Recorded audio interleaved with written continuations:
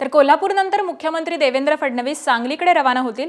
सांगली शहरामध्ये पुण्यश्लोक अहिल्यादेवी होळकर यांच्या अश्वारूढ पुतळ्याच्या अनावरण सोहळ्याला फडणवीस हे उपस्थिती लावतील आणि याचाच आढावा घेतलाय आमच्या प्रतिनिधींनी। पाहूयात। सांगलीमध्ये आज पुण्यश्लोक अहिल्यादेवी होळकर यांच्या अश्वारूढ पुतळ्याचं लोकार्पण मुख्यमंत्री देवेंद्र फडणवीस यांच्या हस्ते होणार आहे।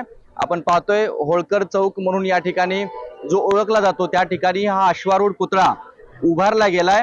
हा पुतळ्याचं आज लोकार्पणाच्या निमित्तानं अनेक मान्यवर या ठिकाणी पुढच्या काही तासामध्ये उपस्थित राहणार आहेत।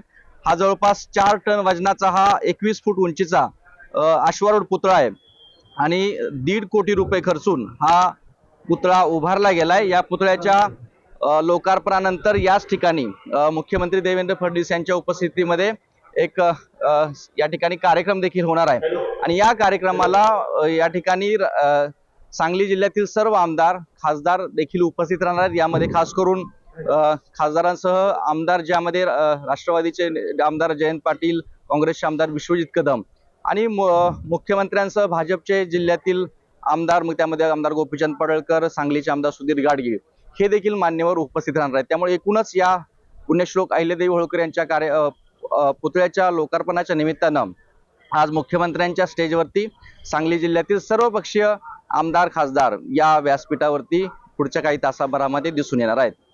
कॅमेरा पर्सन योगेश सोबत कुलदीप माने, एबीपी माझा, सांगली। एबीपी माझा, उघडा डोळे बघा नीट।